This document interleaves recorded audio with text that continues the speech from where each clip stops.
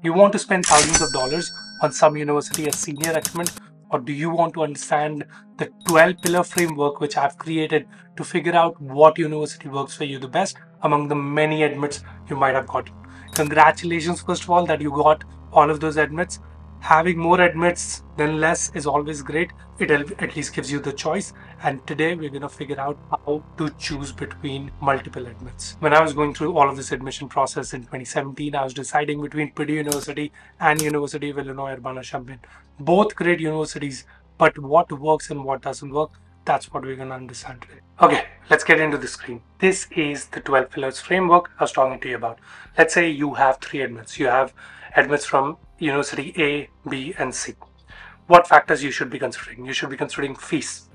Higher fees is not always the best. And while we are going through these 12 steps and 12 pillars, you would understand why that makes sense, right? We have Northeastern universities, we have UT Austin, we have Texas A&M. Northeastern has a really high fees, but maybe you got a admission into UT Austin, maybe you got into Texas A&M. It makes sense for you or not? That is the biggest question. Remember, you have to pay back that loan.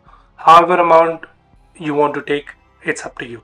If you want to go to Columbia, if you want to go to Cornell, and you want to get that brand value, you will be paying a high fees for it, right? But let's say you're going for a degree which doesn't pay that much, then going for a high-based university doesn't make sense. If you're a computer science grad, if you're a data science grad, everything makes sense. Go to the university which is best in your field.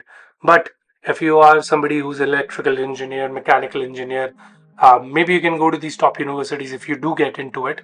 But make sure you know what the fees is you are going to be paying. Brand, I'm not a big fan of brand, right? Brand does great initially. Brand gives you the jump start. If you are from IIT Bombay, if you're from IIT Delhi, if you're from any of the NITs, you will definitely get the brand value which is attached to it.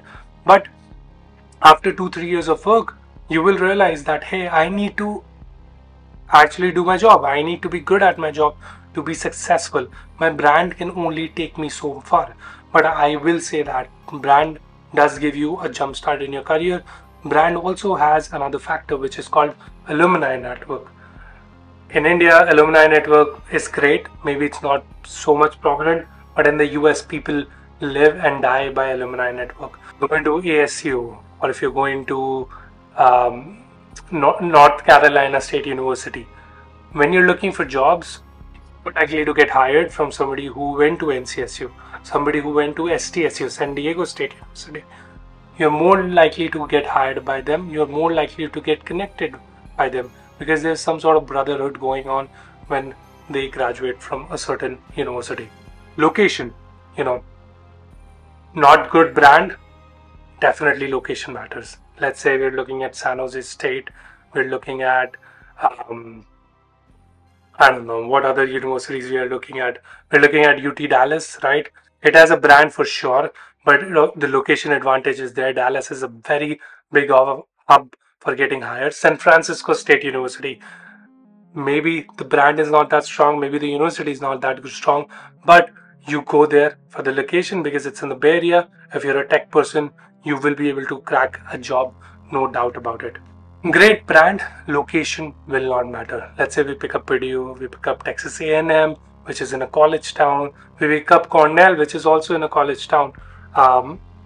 These universities, the brands are so strong that the companies will come to you and you don't have to worry about it that will you get hired or not.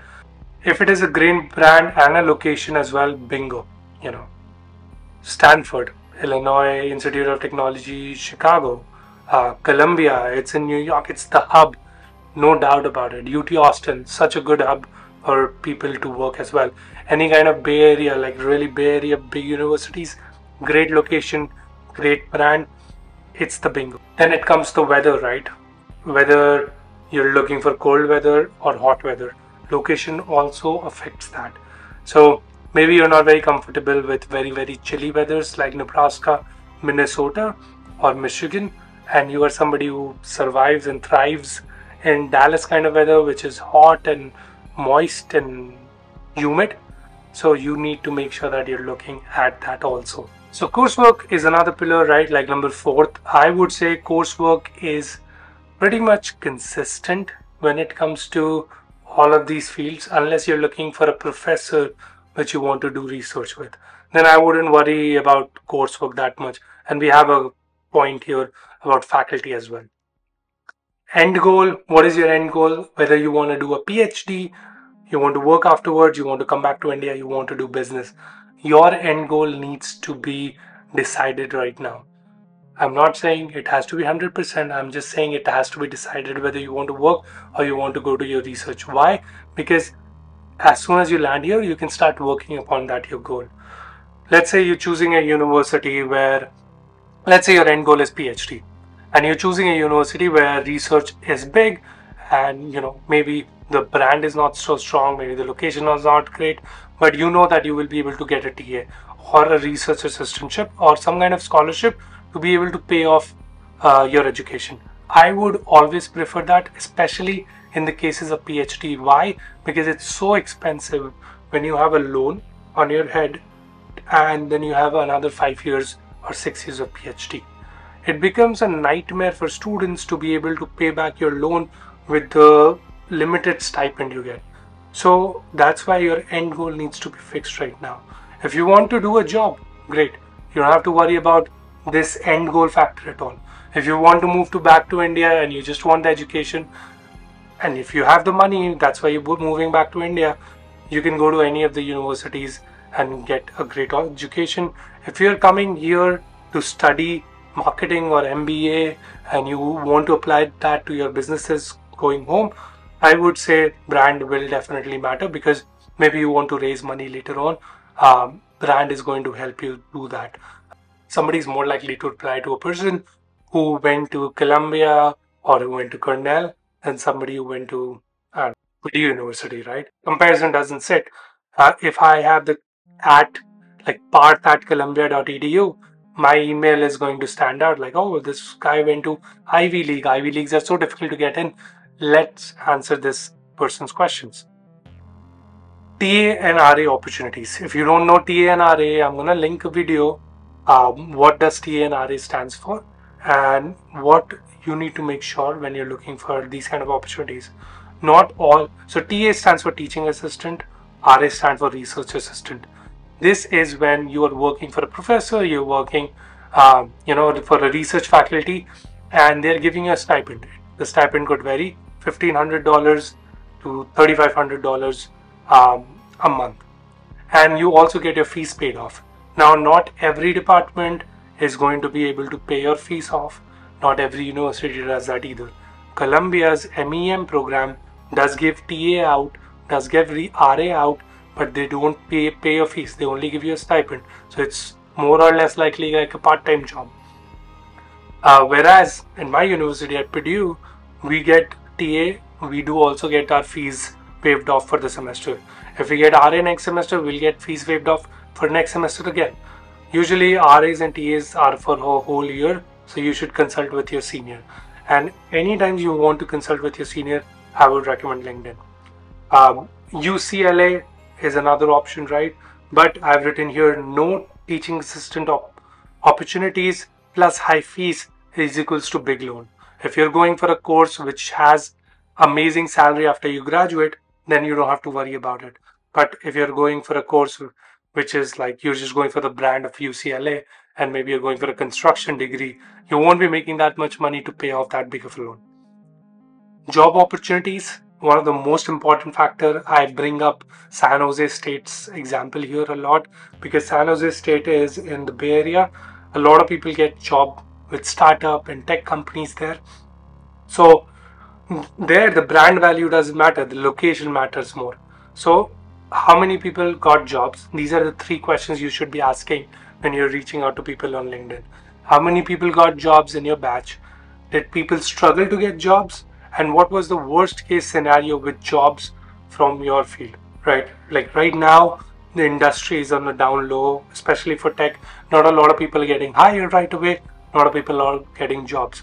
So it doesn't matter if you're going to the top university or going to the bottom, people are struggling. But the top will always have more opportunities for jobs. But this is your duty to ask your seniors that, hey, how many people ended up with a job or an internship, and what was the struggles you guys were going through? Were the university or was the university helpful finding a job? Visa, it has to be a STEM course, no doubt about it. If it is a non-STEM course, do not go for it, especially if you're coming for any kind of engineering, finance course. Even design courses now are STEM because they've tried to include like maths courses to make it STEM, to make it more worthwhile for international students.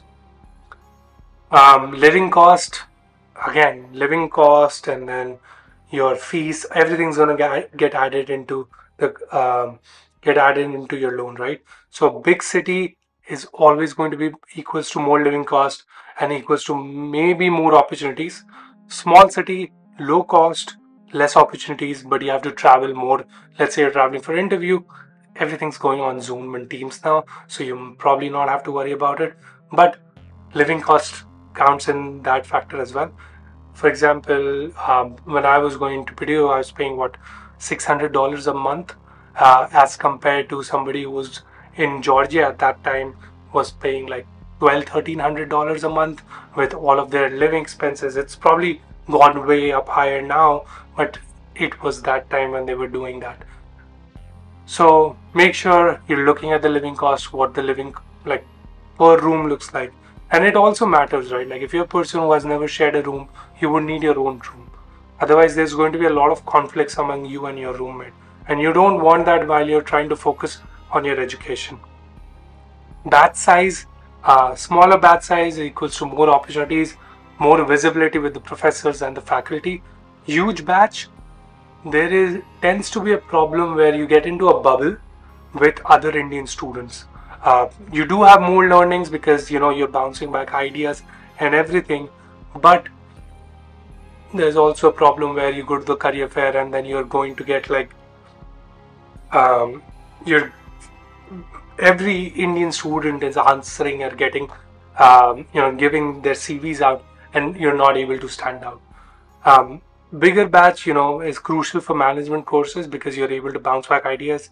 Also, they divide it into multiple cohorts, so you don't have to worry about it. But my recommendation always is medium to small batch if you can. If you can't, not a very big factor. Salaries, how much salaries you will be making after a course. Now, this is not a very university dependent, right? Doesn't matter what university you go to, the amount of salary you will be making afterwards will almost be same for every field. Maybe somebody who graduates from the top dog university will be making a little bit more than somebody who graduates from like tier 2 tier 3 university initially. But if you are able to prove yourself and you're doing good at the company, then your salary is going to go exponential. I've also seen people going to a decent university and then going to Stanford or Harvard and enrolling in an executive MBA program, and then they have that in their CV, they have that on their LinkedIn, and they're able to bag a big job. But again, you have to do great work to be able to be at the position. And then ROI. What ROI stands is return on investment. Your education loan equals to fees amount plus interest. And you need to make sure that you're able to pay that education loan back within 4 to 5 years. I know the period is like 7 years, 10 years, depending on what is the loan repayment period you have taken with the bank. But I always recommend to pay back the loan as quickly as possible, to pay as less interest as possible. There's a video where I share with Jay, who works at Nvidia right now, how he paid off $80,000 because he had a 14% rate and he had taken out 2 loans. He paid out $80,000 in 1 year. I'm going to share that video in the link as well, and you can watch that.